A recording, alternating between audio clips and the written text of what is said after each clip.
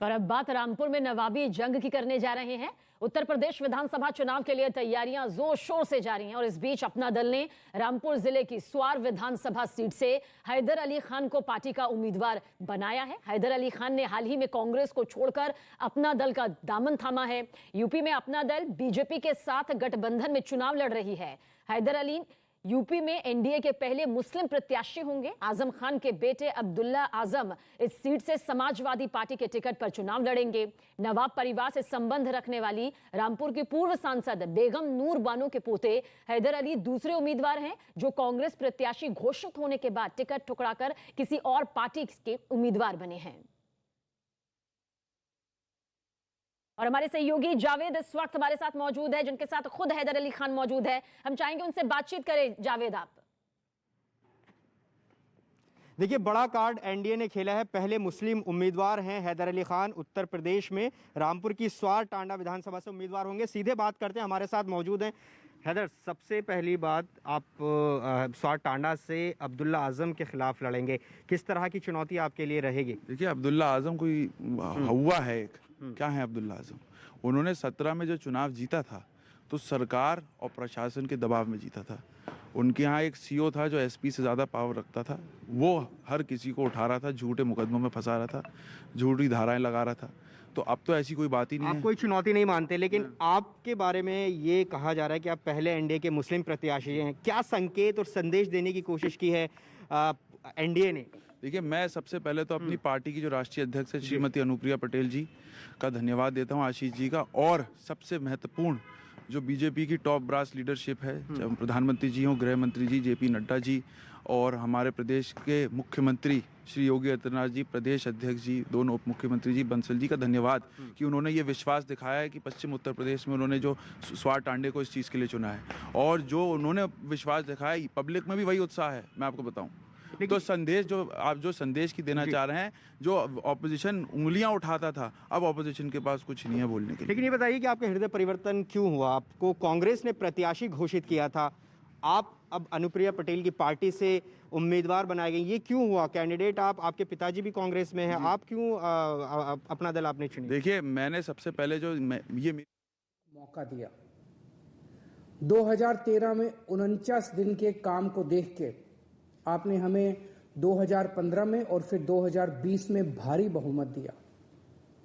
आप हमें बार बार चुन रहे हैं क्योंकि आप हमारे काम से बहुत खुश हैं। स्कूल, अस्पताल, बिजली, पानी, सड़कें, दिल्ली के लोगों को हमने खूब सुविधाएं दी, हर वादे पूरे किए। क्या आप चाहते हैं कि जैसे दिल्ली में अच्छे काम हुए, ऐसे ही अच्छे काम बाकी देश में भी होने चाहिए? बाकी देश के भी स्कूल, अस्पताल अच्छे होने चाहिए। बाकी देश में भी बिजली 24 घंटे होनी चाहिए, बिजली पानी मुफ्त होने चाहिए। बाकी देश में भी सड़कें अच्छी होनी चाहिए। चाहते हैं ना आप? हम दिल्ली में ये सब अच्छे काम कर पाए क्योंकि आपने, दिल्ली के लोगों ने हमें एक मौका दिया। बाकी जगहों पे भी हम तभी अच्छा काम कर पाएंगे जब अन्य राज्यों के लोग भी हमें एक मौका देंगे। आज से हम एक कैंपेन शुरू कर रहे हैं। कैंपेन का नाम है एक मौका केजरीवाल को। इस कैंपेन में दिल्ली के लोग, यानी कि आप, अपना एक वीडियो बना के दूसरे राज्य के लोगों को बताएंगे कि दिल्ली में क्या क्या अच्छे काम हुए। आप अपनी एक वीडियो बनाएं और बताएं कि आपको हमारे कौन से काम पसंद आए, आम आदमी पार्टी की सरकार के कौन से काम पसंद आए, आपको किस काम से क्या फायदा हुआ, कितना फायदा हुआ। आपकी कॉलोनी में मोहल्ला क्लिनिक खुला, वीडियो में बताएं कि उस मोहल्ला क्लिनिक से आपको कितना फायदा हुआ। क्या सरकारी स्कूल सुधरने से आपके या आपके जानने वालों के बच्चों को फायदा हुआ? आपके बिजली पानी के बिल जीरो हुए? और भी कोई फायदा आपको हुआ हो, या आपको लगे कि आपकी दिल्ली सरकार ने दिल्ली में कोई भी अच्छा काम किया, आप वीडियो में जरूर बताएं। और वीडियो के अंत में आप अपील करें कि यदि दूसरे लोग भी अपने राज्य में ऐसे अच्छे काम चाहते हैं तो वे भी केजरीवाल को एक मौका जरूर दें। ऐसा एक वीडियो बना के आप अपने सोशल मीडिया पे अपलोड कर दें। ट्विटर, फेसबुक, इंस्टा, व्हाट्सएप आदि आदि। एक और बात, अभी इन 4 राज्यों में आम आदमी पार्टी चुनाव लड़ रही है, पंजाब, उत्तराखंड, गोवा और उत्तर प्रदेश। इनमें जिन जिन राज्यों में आपकी जान पहचान है, वहां आप अपना वीडियो बना के अपनी जान पहचान के लोगों को व्हाट्सएप करें और उन्हें अपील करें कि वो लोग भी अपने अपने राज्य में आम आदमी पार्टी को वोट दें। वहां के लोगों को बताएं कि अगर वो भी आपकी तरह केजरीवाल को एक मौका देते हैं तो उनकी जिंदगी भी बदल सकती है। मेरी एक अपील आम आदमी पार्टी के सभी वॉलंटियर से भी है। आपको सोशल मीडिया पे ऐसे जितने भी वीडियो दिखें, वीडियो मिलें, उन्हें ज्यादा से ज्यादा शेयर और वायरल करें। जिनकी वीडियो सबसे ज्यादा वायरल होगी, ऐसे 50 दिल्ली वासियों को मैं चुनाव के बाद बुलाऊंगा, उनसे मिलूंगा, उनके साथ डिनर करूंगा। आपकी वीडियो के मुझे इंतजार रहेंगे। मैंने आज तक बेहद ईमानदारी से काम किया है, इसलिए मेरे पास तो चुनाव लड़ने के लिए करोड़ों रुपए नहीं है। मेरी सबसे बड़ी संपत्ति आप हैं। आपकी आवाज में बहुत ताकत है। यदि आप अपना कुछ समय देंगे तो बाकी राज्यों के लोग सुनेंगे भी और बात बहुत दूर तक जाएगी। जय हिंद।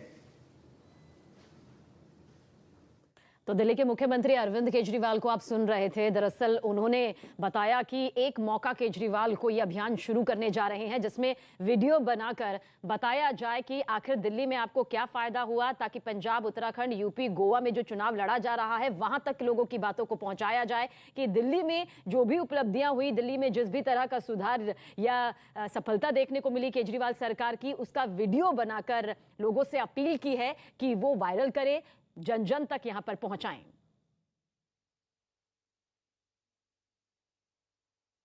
और यूपी चुनाव में आज पाकिस्तान, जिन्ना और कसाब की एंट्री हो गई। इसकी शुरुआत अखिलेश यादव की तरफ से हुई। अखिलेश यादव ने दरअसल एक इंटरव्यू में पाकिस्तान का नाम लिया। उन्होंने कहा कि देश का असली दुश्मन चीन है, जबकि पाकिस्तान को बीजेपी ने राजनीतिक दुश्मन के तौर पर इस्तेमाल किया है। इस पर बीजेपी की तरफ से संबित पात्रा ने पलटवार किया और अखिलेश यादव से पूछा, क्या वो जम्मू कश्मीर के लोगों से प्यार नहीं करते? जो लोग जिन्ना से प्यार करते हैं वो पाकिस्तान से कैसे इनकार कर सकते हैं? अखिलेश यादव जी ने इंटरव्यू में कहा है, साक्षात्कार में कहा है कि पाकिस्तान भारत का असली दुश्मन नहीं है। अखिलेश यादव जी का कहना कि वो पाकिस्तान को भारत का असली दुश्मन नहीं मानते हैं और भारतीय जनता पार्टी केवल और केवल वोटों की राजनीति के कारण पाकिस्तान को दुश्मन मानती है, दुखद, चिंताजनक और शर्मनाक। तुरंत अखिलेश जी को अपने इस बयान पर पश्चाताप करना चाहिए, क्षमा याचना करनी। स्थापना दिवस के अवसर पर एक ही संदेश अखिलेश यादव जी का है जो अखबार की सुर्खियां बन के छपी है कि पाकिस्तान भारत का दुश्मन नहीं है। पाकिस्तान को लेकर कौन आया? पाकिस्तान को लेकर अखिलेश आया। जिन्ना को लेकर कौन आया? जिन्ना को लेकर अखिलेश आया।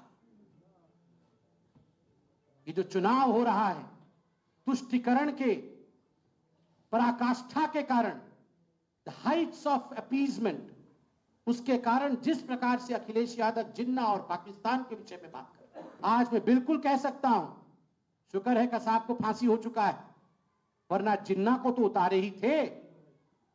शारीरिक रूप से कसाब को भी स्टार प्रचारक के रूप में उत्तर प्रदेश में उतारने से झिझकते नहीं अखिलेश यादव। ये वही अखिलेश जी जिन्होंने आतंकवादियों के लिए कोर्ट तक में गुहार लगाया था, उनको छुड़वाने की सारी प्रक्रिया पूरी की थी। ये तो शुक्र है कोर्ट का उत्तर प्रदेश में कि न्याय प्रक्रिया ने उस पर रोक लगाई और आज समझ में आता है कि आखिरकार पाकिस्तान को अपना असली दुश्मन अखिलेश यादव क्यों नहीं मानते।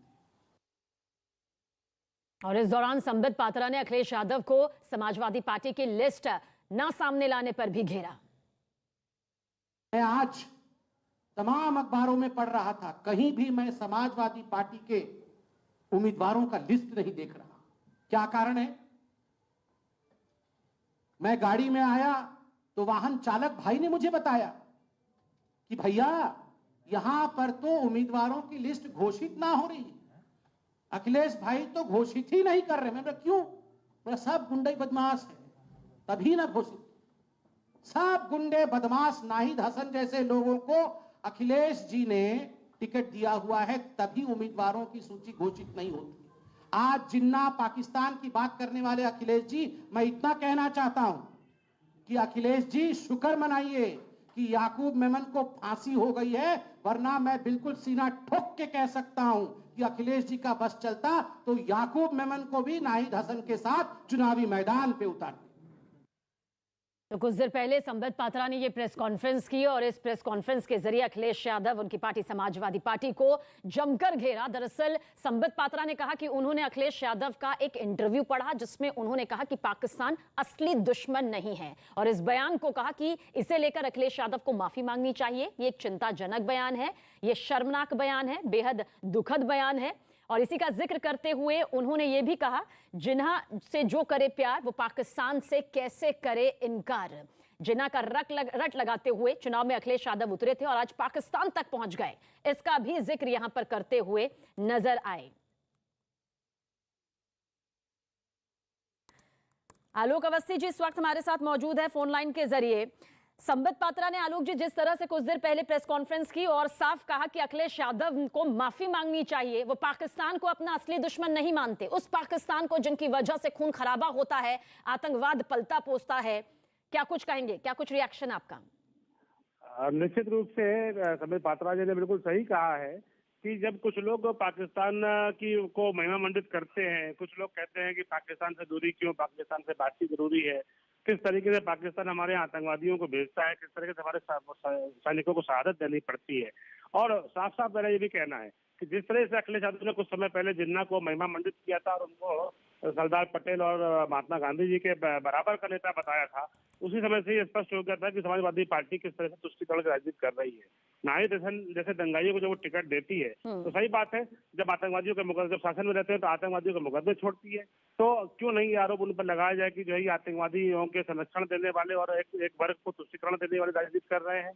सीधी बात है कि एक तरफ देश का संविधान खड़ा है जो अपराधियों दंगाइयों के खिलाफ है, दूसरी तरफ जो है अखिलेश यादव खड़े हैं जो अपराधियों दंगाइयों के साथ खड़े हैं। तो ये निश्चित एक बड़ी रेखा खींची हुई है और उत्तर प्रदेश में योगी आदित्यनाथ जी ने लगातार दंगाइयों के तुष्टीकरण को नहीं होने दिया, उनकी हिम्मत तोड़ी है, एक भी दंगा नहीं होने दिया है, अपराधियों को जेल के भीतर रखा है। और आपको लगता है आलोक अवस्थी, जब चुनाव आते हैं तब जिन्ना का जिन जो है वो बोतल से निकल पड़ता है, पाकिस्तान भी जो है वो इस चुनाव में कहीं ना कहीं शब्दों के जरिए अपनी एंट्री यहां पर ले लेता है, और यही वजह है जो प्रमुख मुद्दे होते हैं शायद उन पर भी कंसंट्रेट करने की कोशिश यहां पर होनी चाहिए। पर आपको लगता है ये भी बेहद खास मुद्दे होते हैं? अगर पाकिस्तान असली दुश्मन नहीं है, ये अखिलेश यादव कह रहे हैं, तो क्या मांग अब यहां पर की जाएगी? क्योंकि संबित पात्रा तो ये कहते हुए नजर आए माफी मांगी जानी चाहिए पूरे देश से। निश्चित रूप से अखिलेश यादव को माफी मांगनी चाहिए और ये सवाल मीडिया को अखिलेश यादव से पूछना चाहिए कि क्यों चुनाव के पहले वो जिन्ना को लेकर के आए, क्यों नहीं वो विकास की चर्चा पर बात करना चाहते हैं, क्यों नहीं वो गरीब कल्याण की योजनाओं पर बात करना चाहते हैं, जिस तरीके से भारतीय जनता पार्टी ने लगातार। ठीक है आलोक जी, हमारे साथ समाजवादी पार्टी से राजीव राय जी हैं। राजीव जी, पाकिस्तान भारत का असली दुश्मन नहीं है, ये कहकर अखिलेश यादव ने जिस तरह से सनसनी फैलाई है, जैसे संबित पात्रा ने अभी कुछ देर पहले प्रेस कॉन्फ्रेंस के जरिए सामने रखा, माफी मांगी जानी चाहिए अपने इस बयान को लेकर, बेहद चिंताजनक, शर्मनाक। बहुत शर्मनाक है संबित पात्रा के इस तरह का इंटरप्रिटेशन। वो आदमी मानसिक रूप से कुछ उनको प्रॉब्लम लग रहा है। वो डॉक्टर हो गए जब कोरोना में, मैं तो उसने वो माफी मांगे ना, वो डॉक्टर है भाई, प्रोफेशन, ये डिक्टेड इज ओन प्रोफेशन। डॉक्टर होके कोरोना में घर में छुप कर बैठ गए, 700 किसान दरवाजे पर मर गए, घर में छुप कर बैठ गए। राजीव राय जी, मुद्दा क्या है, मुद्दा क्या है राजीव राय जी? नहीं, सुनिए, आप सवाल का जवाब दीजिए ना, आप सवाल का जवाब दीजिए। क्या पाकिस्तान हिंदुस्तान का असली दुश्मन नहीं है? अब आपको मैं बोलने नहीं देना है ना, तो आप उनकी नौकरी करिए, मुझे जरूरत नहीं आपको जवाब देने का। मुझे किसकी नौकरी करनी है राजीव राय जी, ये बताने की जरूरत नहीं है। साफ साफ बोलिए ना कि आपकी हिम्मत नहीं हो रही कि अखिलेश यादव से कहा जा सके, अखिलेश यादव से कहा जा सके कि पाकिस्तान का जिक्र कर रहे हैं कि पाकिस्तान असली दुश्मन नहीं है।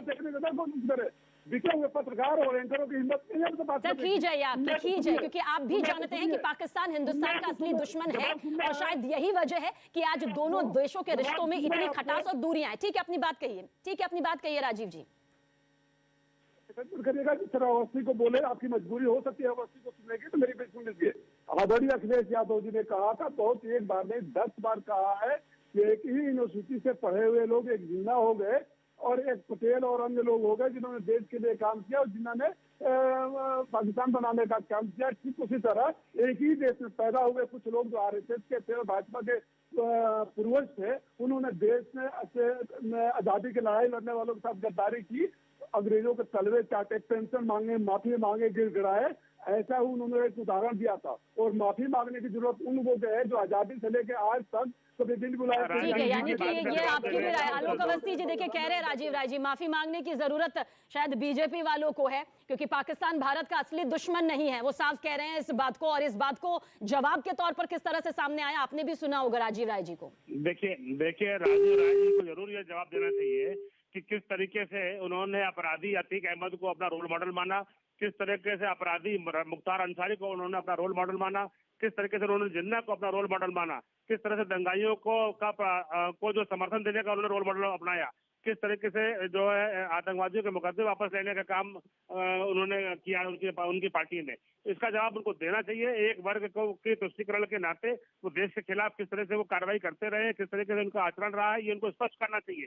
लेकिन देश अब आगे बढ़ चुका है। देश योगी आदित्यनाथ जी के नेतृत्व में उत्तर प्रदेश जो है दंगाइयों और अपराधियों के खिलाफ निर्णायक कार्रवाई। जवाब तो उन सवालों का वो तब देंगे जब राजीव राय जी फोन नहीं काटते, क्योंकि वो जानते हैं कि उनके पास इस सवाल का कोई जवाब नहीं है कि पाकिस्तान भारत का असली दुश्मन नहीं है। वही पाकिस्तान जो वक्त वक्त पर अपनी नापाक साजिश को अंजाम देना जानता है, वो पाकिस्तान जिसकी जमीन हमेशा आतंकवाद की फैक्ट्री चलाने में माहिर रही है, जो अभी भी जारी है, बजाय इसके कि पाकिस्तान को उसका असली चेहरा दिखाया जाए। पाकिस्तान भारत का असली दुश्मन नहीं है, इस सवाल का जवाब यहां पर राजीव राय जी नहीं दे पाए और उनकी खींच उनके शब्दों के जरिए साफ साफ यहां पर नजर आई। तो जिन्हा का जिन भी निकल चुका है, पाकिस्तान पर संग्राम भी यहां पर यूपी चुनाव में अपनी एंट्री कर चुका है। समाजवादी पार्टी से हमारे साथ राजीव राय जी मौजूद थे, आलोक अवस्थी हमारे साथ बीजेपी से मौजूद थे, प्रदेश प्रवक्ता। लेकिन कहा जा सकता है कि बीजेपी इस मुद्दे पर वोटों की राजनीति कर रही है, ये यहां पर अखिलेश यादव ने अपने इंटरव्यू में कहा, जिसे पढ़ा यहां पर संबित पात्रा ने, और उसके बाद प्रेस कॉन्फ्रेंस के जरिए अखिलेश यादव को कटघरे में खड़े करते हुए तमाम सवाल यहां पर दागे गए। कड़ी मेहनत और दृढ़ संकल्प लगभग कुछ भी संभव कर सकता है। न्यूज 18 की पहल बायजू के यंग जीनियस सीजन 2 में हम ऐसे कई बच्चों से मिले जिन्होंने अपने दृढ़ संकल्प के साथ वो किया जो उनकी उम्र में लगभग असंभव प्रतीत होता है। यही हमने बायजूस यंग जीनियस सीजन 2 के इस हफ्ते के एपिसोड में देखा। आइए देखते हैं इसकी कुछ झलकियां। हिंदुस्तानी शास्त्रीय संगीत यानी संगीत का महासागर और हमारे आज के पहले जीनियसेस महासागर का एक बहुमूल्य मोती है। ये सिर्फ 14 साल की उम्र में 6 भाषाओं में गाना गाते हैं। 2020 का ग्लोबल चाइल्ड प्रोडिजी अवार्ड जीत चुके हैं। ये हैं कर्नाटिक म्यूजिक की शान बन चुके बेंगलुरु के Rahul velar.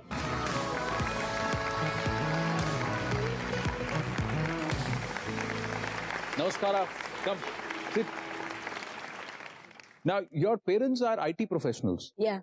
And you are singing Carnatic music. How did this happen? Actually, the credit of identifying my interest in music goes to my parents. Please welcome Padma Shri Shankar Mahadevan. Hello, namaste. How are you? Rahul, so nice to see you. Vande Mataram. Vande Mataram. Sujalam. Subhalam. Malaya Jashitalam.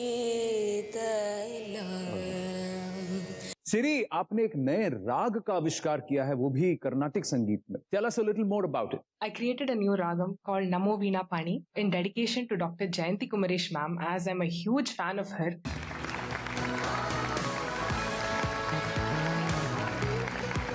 Namaste, Juhi.